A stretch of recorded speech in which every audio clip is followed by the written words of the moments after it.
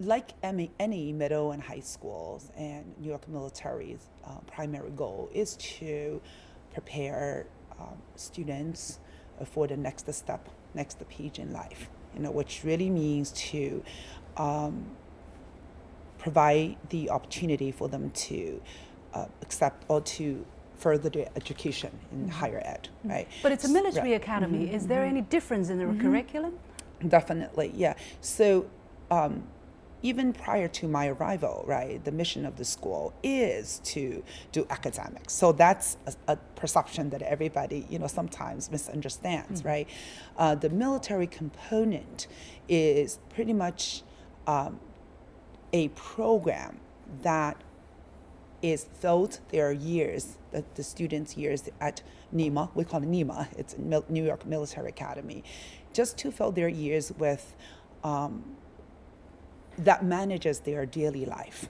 So for example, they get up at exactly the same time, often at 6 a.m., right?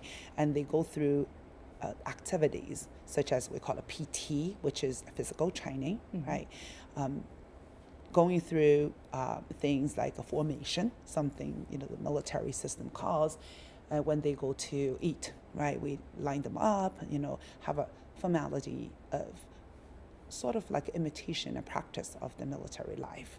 So all of those are used to build their physical body, right? And strong body and a strong mind and their leadership skills. Did the transaction or did the acquisition, let's say, by the Chinese side of the school changed anything at all? I wouldn't say that it has changed the structure of how school is operated, but with my background, coming from a strong academic background, with other new additions to the school, we are trying to make stronger academic programs. One example I want to give you is that, STEM education, science, technology, engineering, and mathematics is a very popular acronym. And we're trying to increase the course offerings. For example, we added an elective in robotics, which is something that we're trying to add. But I must say that the general structure was in place. You, as a Chinese American, being the new superintendent to the school, what kind of reaction did you get among the students, and how do you deal with that? Well, first of all, a couple of positions I took even before coming to the New York Military Academy, such as the position as the principal of Stuyvesant High School, was also a kind of a very new thing because there was never an Asian woman being on that position. So, and another school that I served as the principal prior to Stuyvesant, Queens High School for the Sciences at York College, it's also a very fine high school in New York City. I was obviously, again, the only, the first Asian woman. So I've gone through this so many times. Yeah. It's shocking to many people, but I'm kind of used to it. Yet I'm nervous about it too. What do you think is the central philosophy of your work as superintendent?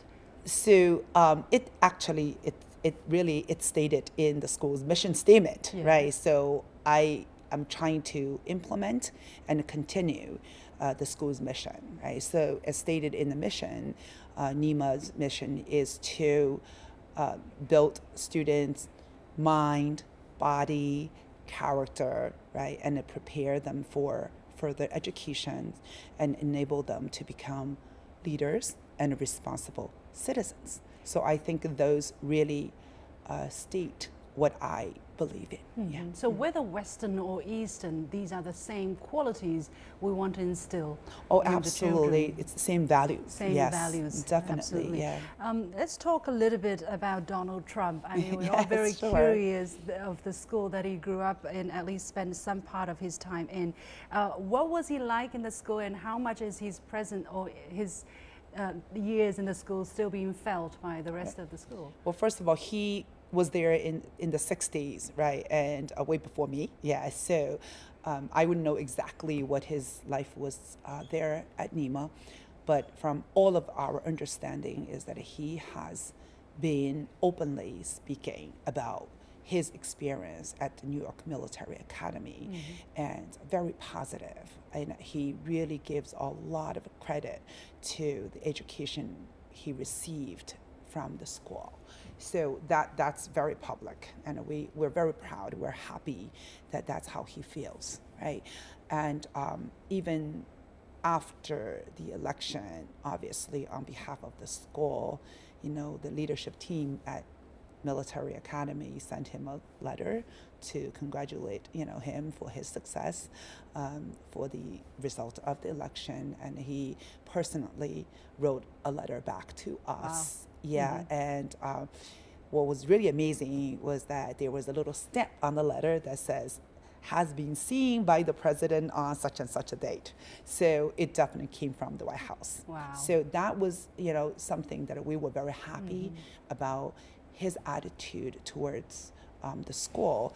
And I don't know if you're aware, on the date of inauguration, presidential inauguration, through his office, all of our students were invited to march. Well, Yes. as the school where Donald Trump studied, I'm sure you're all very proud. But on the other hand, I think you must not ignore all the kind of opposition that he has encountered. How do you look at the difficulty that he has been facing so far? So people have different opinions, right? But we, as his alma mater, and as a school that he spent 5 years in, right? We're very proud. He is a very well-known alumnus, right? Even way before the election, his picture was on the wall, recognized as an outstanding alumnus. So I want to say that I'm proud of what I see him and his comments, his reaction about the school. So to me, he's definitely a successful alumnus. Let's talk a bit about the kind of trend we are seeing in the kind of competition, if you will, or comparison between Chinese and Western education or learning methods. For instance, the latest piece of information we had was that HarperCollins, a famous publishing house, Mathematics, yeah. Yeah, they are introducing a whole set of mathematics textbooks from Shanghai without changing anything, just plainly translating it and introduce it to schools in the UK. What do you think of this kind of trend that more and more the Chinese learning method, at least in the elementary school period, are being increasingly recognized in the West? Right. Well, that's a great question, because I was a lifelong math teacher. Yeah. So after leaving China, my first career, I should say, in the United States was a math teacher in a public school, right? So from my teaching days and from my days as the principal of different schools, now the third school as the school leader, and also from my early experience in China, although I didn't have a very formal education because my childhood was exactly fell into the period of Cultural Revolution, right? However, from learning and observing and participating in educational conversations, I definitely think there are many, many good components and good aspects of Chinese mathematical teaching that we can use in the States, right? I remember something, a saying says, practice makes perfect, right? So from the current international students who are attending NEMA from China, because I have 8 right now, 8 students are from China, and from my observation, they demonstrate much stronger computational skills.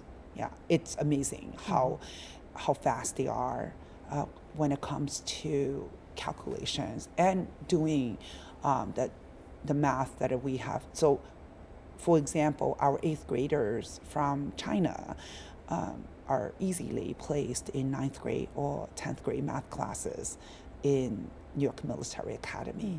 So it shows that not only they are advanced in terms of the concept, they're also very, very advanced in skills. Yeah. So looking at this so more and more people are realizing the values or the the strengths of the Chinese learning system. Looking ahead, do you think this is going to be the trend for countries in the West to look more and more to the East to find what's good for them, whereas China has been doing that for the past 30 years?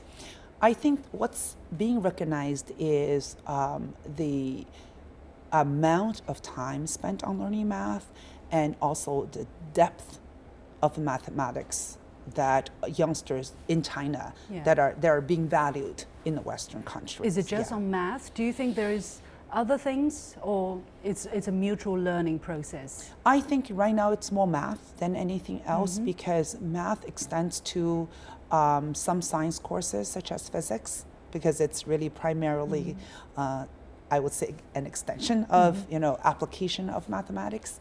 So I think math is a core conversation that we talk about. What do the Chinese learning system can get from the American one?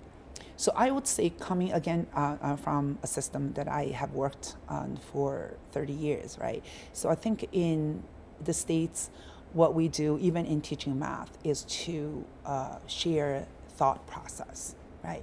So one good example I always use to compare is writing geometric proofs, right? So in China, when I learned, and also I share with my students who are learning now, is that you really just write the conclusion, where in United States, you have to write the reason in words. So if these two triangles are congruent, you have to actually write it out. So I thought that is a good feature of the math teaching in America, which is to kind of spell out and share your thought process. Finally, more Chinese input for this New York Military Academy to prosper in the long-term future? Maybe more Chinese students, more Chinese teachers? I definitely hope so, and I really hope as the new leader of the New York Military Academy, I have the opportunity to serve more students from China. Right.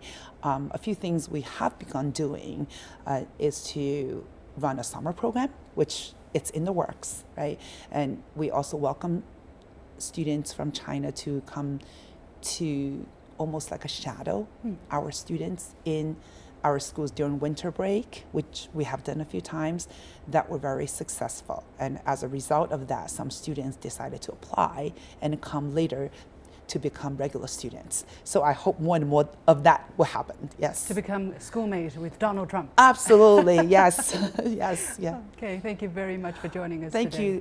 Thank you for having me.